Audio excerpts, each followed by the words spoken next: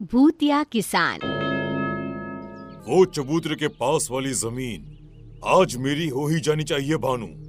इस बार अगर वो जमीन मेरे हाथ नहीं लगी तो अच्छा नहीं होगा। पर बॉस मैं क्या करूं? वो किशोर तो गेंडे की चमड़ी का है, बाटली में उतर ही नहीं रहा।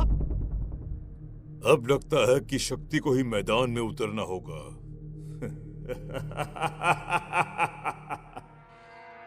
शक्ति एक बिल्डर था जिसका मकसद मधुपुर गांव की जमीन पर कब्जा करना था। वो हर बार किसी न किसी किसान को अपने जाल में फंसाता और उसकी जमीन अपने नाम कर लेता। भानु के जाने के बाद शक्ति अपने कमरे में बैठा था कि तभी अचानक हवा का एक झोंका आता है और सामने रखी डेस्क पर से एक कवर जमीन पर गिर जाता है। ये कागजात यहाँ कैसे? इसे तो मैंने जला दिए थे। तभी कमरे की खिड़कियों के दरवाजे जोर जोर से खुलने और बंद होने लग जाते हैं। ऐसा लगता है मानो एक पल में ही सर्दी आ गई हो। सीलिंग पर लगा पंखा जो बंद था अपने आप घूमने लग जाता है। ये अचानक पंखा कैसे चालू हो गया? और ये कड़ाके की ठंड तो ऐसा लगता है मानो अचानक मई में दिसंबर आ गया हो। शक्ति अपनी अलमारी खोलता है और काले रंग का सूट निकालकर पहन लेता है। Wilson is back. अब किशोर को ठगने का समय आ गया है। काले सूट और टोपी में शक्ति अपने घर से निकल पड़ता है और किशोर के पास पहुंचता है। एक्सक्यूज मी, जरा सुनिए। शहरी बाबू, कहिए कहिए, मैं कैसे आपकी मदद कर सकता हूँ? मैं एक होलसेलर हूँ। अब आपको मार्केट की तलाश करने की जरूरत नहीं है। मेरे लोग आपके ग्रेन्स डायरेक्टली बाय कर लेंगे। क्या शहरी बाबू, सही में? अब हमको इधर उधर भटकना नहीं पड़ेगा। विल्सन किशोर के अनाजों को नकद रुपए देकर खरीद लेता है। अब तो आपको विश्वास हो गया ना कि मैं कोई ठग नहीं हूँ। अगर आपको अपने बाकी ग्रेन्स भी सेल करना हो तो मुझसे मिलिएगा। कुछ दिनों के लिए मैं आपके ही गांव में हूँ। ये मेरा एड्रेस है। शक्ति वापस अपने घर पर पहुंचता है और भानु से कहता है, जब भी ये शक्ति विल्सन बनता है कोई ना कोई किशन फांसे में ही फंस जाता है। अब देखना, वो किशोर कुछ ही देर में यहाँ आता ही होगा। फिर मैं उससे उसके जमीन के पेपर्स पर साइन करवा लूंगा।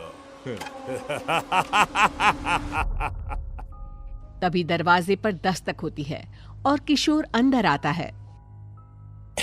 बाबूजी, हमको अनाज बेचना है। क्या करना होगा उसके लिए? शक्ति भानु को देखकर मुस्कुराता है और उसे बाहर जाने का इशारा करता है। इन पेपर्स पर साइन कर दो किशोर। फिर जब भी तुम्हारे खेत में अनाज उगेंगे मैं उन्हें खरीद लूंगा। शक्ति ये कह ही रहा होता है कि तभी किशोर की आवाज बदल जाती है और वो कहता है, कैसे हो शक्ति उर्फ विल्सन? कौन शक्ति? मैं विल्सन ही हूँ। धीरे धीरे किशोर का चेहरा बदलने लग जाता है। वो एक बूढ़ा किसान जैसा दिखने लग जाता है। विजय, तुम तो मर चुके थे। नहीं नहीं नहीं नहीं नहीं, ये नहीं हो सकता। शक्ति बहुत डर जाता है और बाहर भागने की कोशिश करता है। विजय पास ही पड़े बुक सेल्फ की ओर देखता है और वो शक्ति के ऊपर गिर जाता है। जाने दो, मुझे जाने दो, छोड़ दो मुझे। मुझसे गलती हो गई भानु, मुझे बचाओ भानु। शक्ति की आवाज सुनकर भानु वहाँ आता है पर वहाँ कोई नहीं होता। क्या हुआ बॉस? अब चीखे क्यों? और किशोर कहाँ गया? किशोर नहीं, विजय आया था, पर वो तो मर गया था ना। बॉस, आपको आराम की जरूरत है। शायद आप थक गए हैं। भानु अपने कमरे में जाता है और अपना कबोर्ड खोलकर कुछ पुराने जमीन के पेपर्स निकालता है। कहाँ गए विजय के जमीन के पेपर्स? यहीं तो रखे थे। नीचे कैसे पहुंच गए? तभी सभी के सभी पेपर्स में आग लग जाती है। अरे, ये सब क्या हो रहा है? आग कैसे लग गई पेपर्स में? अब इतनी मुश्किल से तो प्रॉपर्टी हड़पी थी मैंने। भानु! हे भगवान, ये क्या हो गया बॉस? किस कल मुहे की हाय लगी है आपको? मेरी हाय लगी है शक्ति तुझे।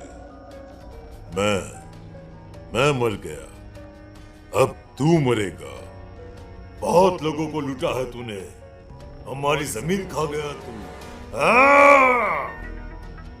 विजय, विजय ये तुम हो ना? मैं समझ गया, मुझे जाने दो विजय। विजय की आत्मा भानु के शरीर से निकल आती है। भानु बेहोश हो जाता है। ये क्या खेल है? मैं पागल हो जाऊंगा, छोड़ दो मुझे। अरे ये सब क्यों कर रहे हो तुम? तब विजय की आत्मा अपनी कहानी सुनाना शुरू करती है। मैं गेहूं की खेती किया करता था। कुछ दिन पहले ही मेरी माँ का देहांत हुआ था। शादी के 20 साल के बाद भी मैं बच्चे का मुंह नहीं देख पाया था। पूरे घर में मैं और मेरी पत्नी मनोरमा अकेले हो गए थे। बस खेती ही एकमात्र सहारा रह गया था घर चलाने का और मन बहलाने का। चलता हूं मैं खेत पर। अभी खेत पर? अरे कल ही तो कटाई हुई है ना अनाज की। आज तो खेत पर कुछ काम ही नहीं होगा। तो क्या करूं बोलो? घर बैठा रहूं और इन दीवारों से बात करता रहूं? अरे तुम तो रसोई के काम में लग जाओगी और पूरा दिन कट जाएगा। मैं कैसे काटूं समय? आप ऐसे क्यों बोल रहे हैं जी?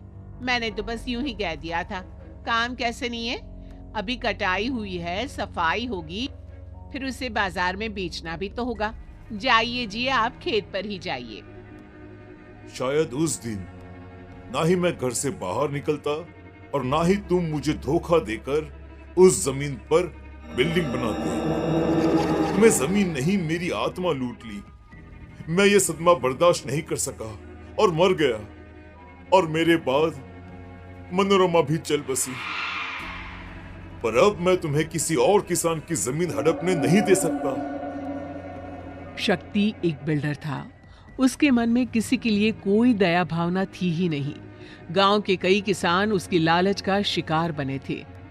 पर जब अपनी मौत को वो सामने देखता है तो वो डर जाता है और सभी के सामने वो गलती मान लेता है और सभी किसानों को उनकी जमीन वापस भी कर देता है। और आखिरकार मधुपुर गांव फिर से खुशहाल हो जाता है।